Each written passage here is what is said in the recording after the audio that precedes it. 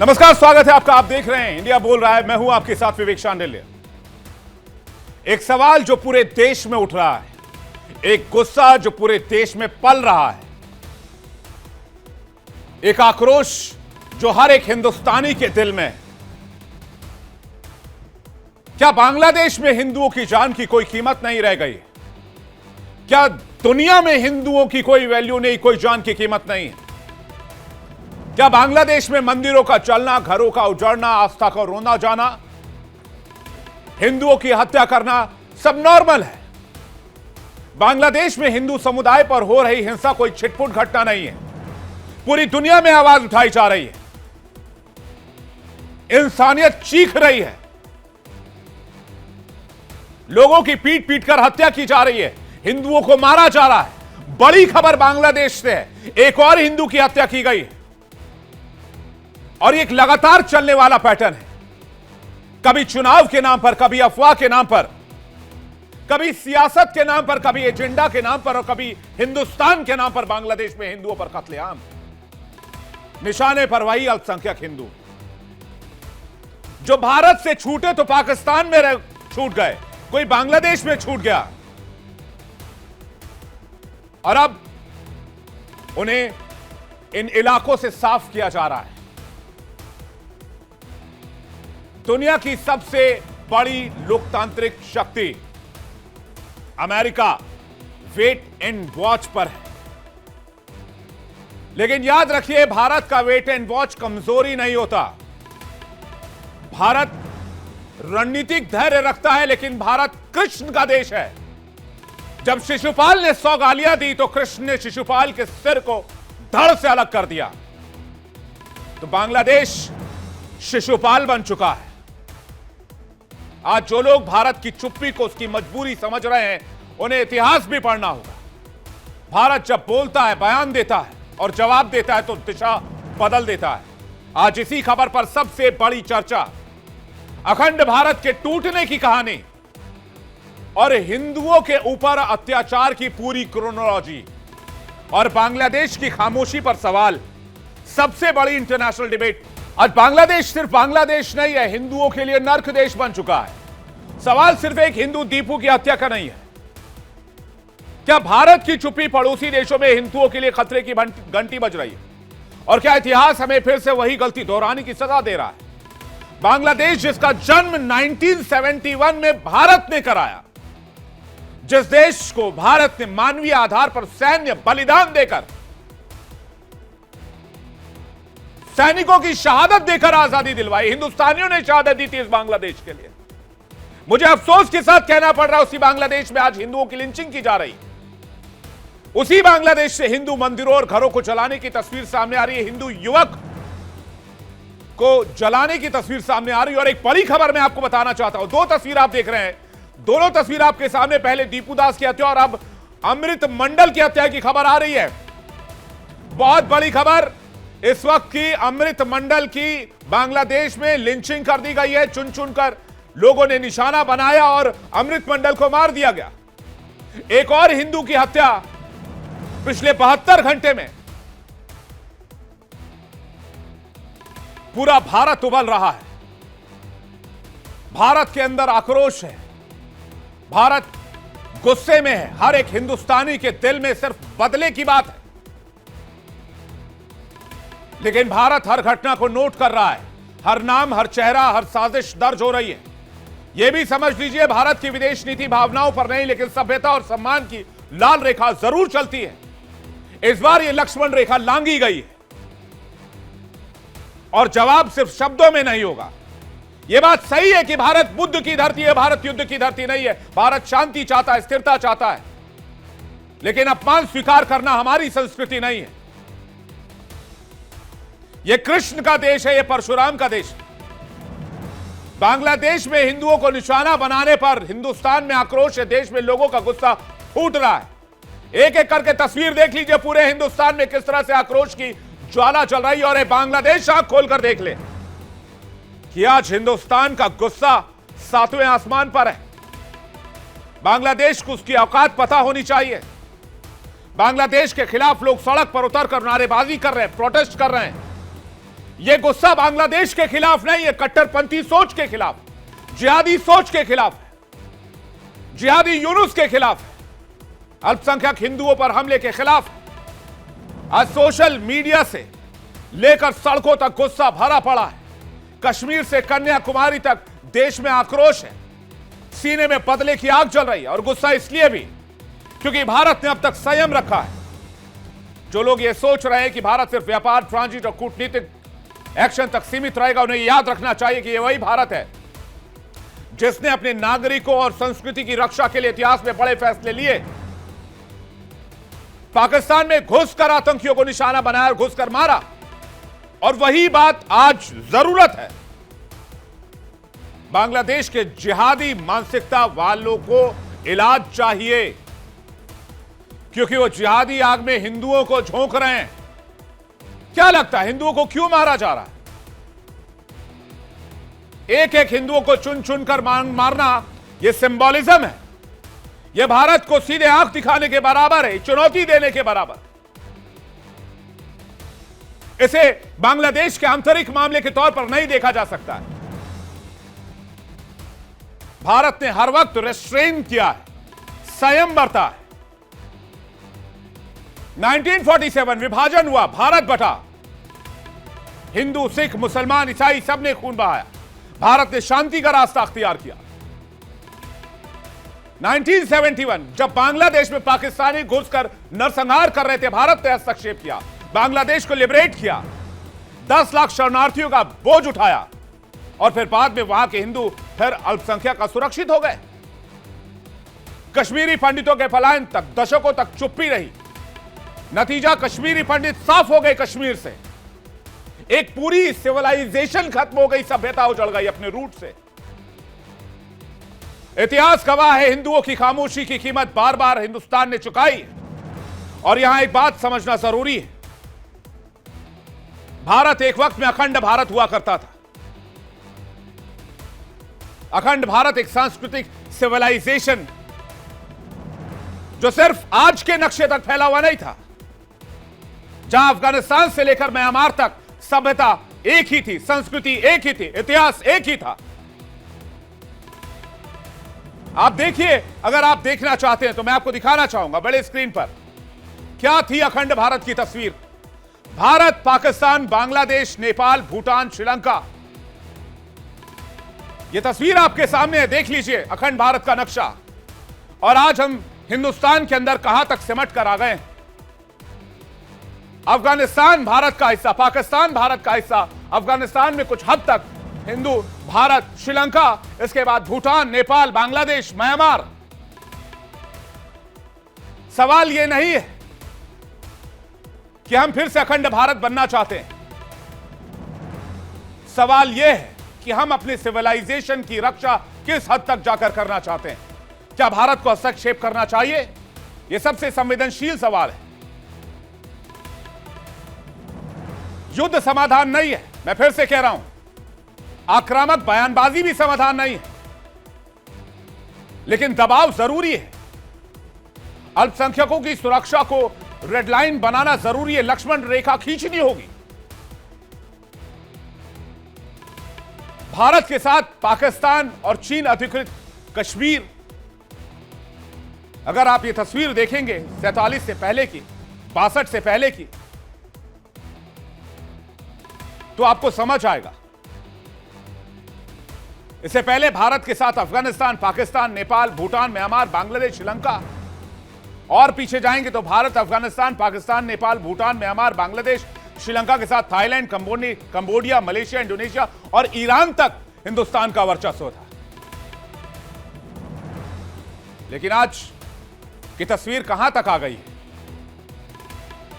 सनातन संस्कृति में जब मंत्रोच्चार किया जाता है तो एक मंत्र बोला जाता है, जम्बू द्वीपे भारत खंडे आर्यावर्ते देशांत करते।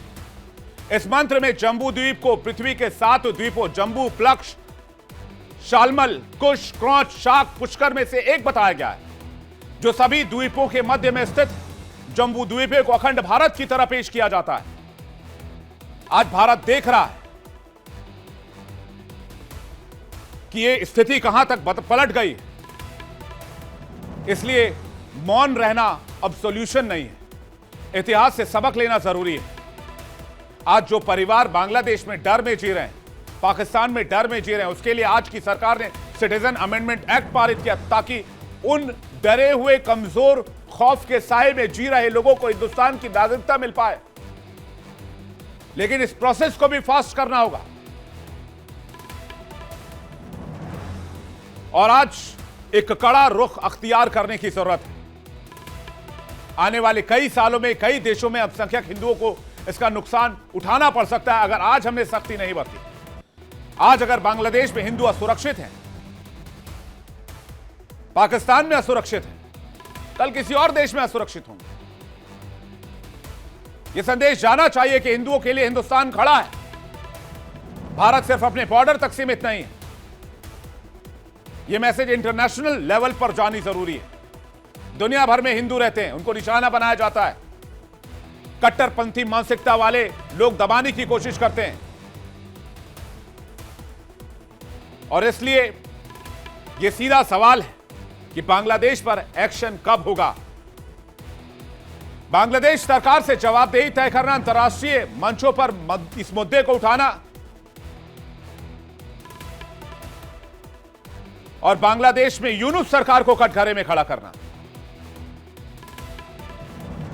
इसलिए आज बहुत इंपॉर्टेंट है कि किसी भी तरह से हिंदुओं की अधिकारों को सुरक्षित किया जाए। महाभारत का एक पात्र याद आता है मुझे, मैं जल्दी से आपको वो पात्र की कहानी सुनाता हूं, फिर डिबेट पे चलेंगे। महाभारत का एक पात्र था शिशुपाल। शिशुपाल की माता यानी कृष्ण की बुआ ने कृष्ण से वचन लिया था कि वो शिशुपाल के 100 अपराधों को माफ कर देंगे। लेकिन शिशुपाल इस वचन को वरदान मान बैठा था और वो अपने अपराध को दोहराता गया। 100 बार श्री कृष्ण को उसने गालियां दी, लेकिन आखिर में जब 101वां अपराध शिशुपाल ने किया तो भगवान श्री कृष्ण ने सुदर्शन चक्र से शिशुपाल का सिर उतार दिया। बांग्लादेश उसी शिशुपाल के रास्ते पर है। उसके अपराध नोट हो रहे हैं, उसके कुकृत्य को नोट किया जा रहा है और अब जवाब होकर रहेगा, जवाब दिया जाएगा। बातचीत करने के लिए आचार्य अरुण कृष्ण, हिंदू धर्मगुरु, इस वक्त हमारे साथ जुड़ रहे हैं। आचार्य संजीव अग्निहोत्री, हिंदू धर्मगुरु, इस वक्त हमारे साथ जुड़ रहे हैं। आचार्य प्रतीक भट्ट हमारे साथ जुड़ रहे हैं, हिंदू धर्मगुरु। डॉक्टर धीरज कौल थोड़ी देर में हमारे साथ होंगे। पूर्णिमा मिश्रा अमेरिका से इस वक्त हमारे साथ जुड़ रही है। राहुल लाल, राजनीतिक विश्लेषक, हमारे साथ जुड़ रहे हैं। आप सभी मेहमानों का बहुत स्वागत है और दर्शकों आपका भी बहुत स्वागत करना चाहता हूं मैं एक बार फिर से आज की डिबेट में। आचार्य अरुण कृष्ण से पहला सवाल है मेरा। बांग्लादेश में आज एक और हिंदू की हत्या कर दी गई है। अमृत मंडल नाम था, भीड़ ने खींच कर लिंचिंग कर दी, मार दिया। कब तक इंतजार करे? इस देश का हिंदू पूरा देश उबल रहा है। आपको कहां से शुरू करें इसे?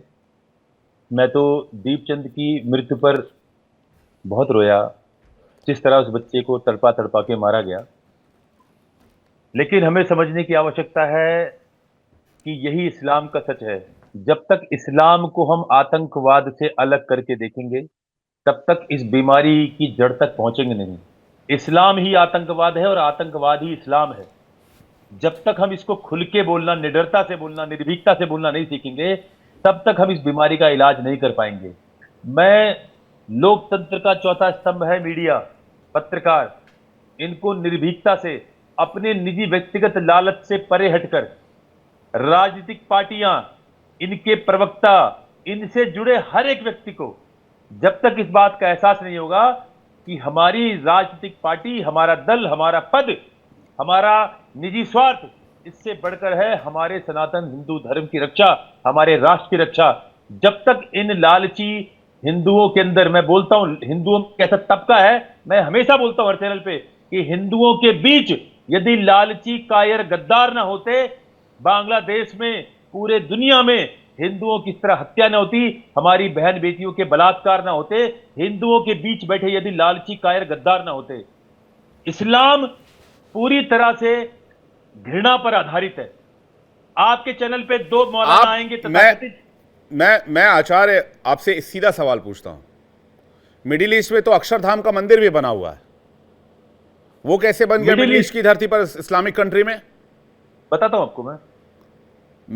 मेरा सवाल यह है कि बांग्लादेश में जिस देश को लिबरेट 1971 में भारत ने किया, उसी देश में हिंदू लगातार घटते चले गए और बांग्लादेश में पूरी खामोशी रही पूरे देश में। मैं आपको मिडिल ईस्ट की जवाब देता हूं। आप बताइए मिडिल ईस्ट में कौन सा ऐसा देश है जहां पर हिंदुओं को राजनीतिक अधिकार है, जहां पर हिंदुओं को धार्मिक स्वतंत्रता है, जहां पर वो अपनी दुर्गा पूजा की यात्रा निकालते हो, जहां पर उनके पास कोई भी, केवल वो नौकरी करने जाते हैं, ये केवल एक सामरिक स्टंट है, जहां पर देश को ये दिखाना होता है, मुसलमान देश को, क्योंकि उन्हें पता है अति कट्टरवादी देशों से लोग दूर भागते हैं, वहां पर व्यापार नहीं करते, और मुस्लिम देशों को पता तो है। वही मैं कह रहा हूं, उसमें उदारवादी चेहरा तो अपना रहे ना, लेकिन बांग्लादेश का क्या करें आचार्य कृष्णा, क्या करें इस बांग्लादेश का? आप मुझे बांग्लादेश का सॉल्यूशन दीजिए, बांग्लादेश का क्या कर सकते हैं? बांग्लादेश का विवेक जी कुछ नहीं हो सकता। बिना युद्ध के, बिना हिंसा के आज तक इतिहास गवाह है, शांति स्थापित नहीं हुई है। इंदिरा गांधी का बोया ये बीज आज ये भस्मासुर बन चुका है हमारे लिए। ये बीज इंदिरा गांधी ने बोया। तो आप ये कह रहे कि 1971 में बांग्लादेश को भारत में मिला लेना चाहिए था? युद्ध से जो था सबको खत्म करना चाहिए था। आप बताइए, क्या आपके घर में कीट पतंगे आ जाते हैं तो क्या करते हो? आप उन्हें पालते हो या बोलते हो चल जा, छोड़ते हैं, दोबारा आएगा तब मारेंगे? राक्षसों का अंत ही, उनका वध ही सॉल्यूशन होता है। ठीक है, मैं राहुल लाल जी से जवाब लेना चाह रहा हूं। राहुल लाल जी, क्या करें इस बांग्लादेश का? विवेक जी, हर समस्या का समाधान होता है और समाधान का सही तरीका होना चाहिए। मुझे लग रहा है कि अगस्त 2024 में बांग्लादेश में जिस तरह से लोकतांत्रिक सरकार को वहां पे गिराया गया और शेख हसीना को भारत में आके जो है कि उनको शरण लेना पड़ा, उस समय ही पहली गड़बड़ी तो उसी समय हुई है विवेक जी। सबसे महत्वपूर्ण चीज आपको मैं याद दिलाता हूं, इतिहास में मालदीव में इसी प्रकार से तख्ता पलट की कोशिश हुई थी 1988 में, 1988 में भारत ने वहां पे ऑपरेशन कैक्टस चलाया था और वो तख्ता पलट के पूरे कोशिश को उसी समय सैन्य हस्तक्षेप के माध्यम से भारत ने दूर कर दिया। आप सोच के देखिए कि अभी हम लोग दीपू चंद्र दास को लेकर हम लोग काफी परेशान थे कि उनकी किस तरह से निशंस हत्या होगी। अभी अमृत मंडल के बारे में हम लोग चर्चा कर रहे हैं, और अगर हम लोग देखें मीडिया रिपोर्ट्स में जो तमाम जानकारियां हैं कि अगस्त 2024 से अब तक इस प्रकार की कोई एक दो घटना नहीं घटी है विवेक जी। वो संख्या कम से कम 2100-2200 के आसपास की वो बड़ी संख्या है वो। तो इसमें दो तीन चीजें वहां पर आप सोच के देखिए। आज आप देख लीजिए कि जो खालिदा जिया है, उनके बेटे वहां पर पहुंच रहे हैं चुनाव लड़ने के लिए। वहां पे जो त्रिकोण बन रहा है, पाकिस्तान के कट्टरपंथियों का पूरा प्रभाव बन चुका है वहां पे। वो आतंकवादियों का गढ़ बनता जा रहा है, कट्टरपंथियों का गढ़ बनता जा रहा है। मैं आचार्य कृष्ण जी से बहुत सी बातों पर असहमत रहता हूं, लेकिन जो उन्होंने अंतिम में निष्कर्ष वाक्य बोला कि ये इनके लिए समाधान के रूप में हमें, देखिए अगर भारत सरकार को कूटनीतिक प्रयास करके दबाव बनाना था बांग्लादेश के ऊपर, तो फिर 1.5 वर्षों का समय काफी पर्याप्त समय था, अगस्त 2024 से लेकर दिसंबर 2025 तक। लेकिन कूटनीतिक प्रयासों में हमें सफलता नहीं मिली है, ये तो विदेश मंत्रालय की पूरी विफलता है ये। लेकिन अब समय आ गया है। अरे कूटनीतिक सफलता क्या? 1971 में जब बांग्लादेश आजाद हुआ तो वहां पर 18% हिंदू थे, आज 6%, 5.5% रह गए। 71 से मोदी सरकार थी क्या? भैया एक चीज ये बताइए ना, अभी तख्ता पलट भाई एथनिक क्लींजिंग किया जा रहा है ना, फिर समूल नाश करने की तैयारी है। हिंदुओं को साफ कर दो बांग्लादेश से। और ये जो दीपू चंद्र दास और अमृत मंडल को मारा गया है, ये सिंबॉलिज्म है। विवेक जी हमें एक चीज बताइए, शेख हसीना भारत समर्थक थी या नहीं थी? अगर वो भारत समर्थक नहीं तो भारत उनको समर्थन कैसे मिला? अरे भाई, आपके दोस्त के पीछे अगर गुंडा पड़ा है तो आप उसको अपने घर में संरक्षण देंगे नहीं देंगे, या गुंडों के हवाले कर देंगे, लो मार दो? तो फिर आप दोस्त किस बात के हुए? विवेक जी उस वहां पे 71 के तरह से फिर से सैन्य हस्तक्षेप की जरूरत है। इस सरकार को कठोर निर्णय लेना पड़ेगा और वो सैन्य हस्तक्षेप। ये बात हुई, आप कह रहे हैं ठीक है, सैन्य हस्तक्षेप की जरूरत है, ये बड़ी बात है, ये बड़ी बात, ये आपने बड़ी बात की है, सैन्य हस्तक्षेप चाहिए।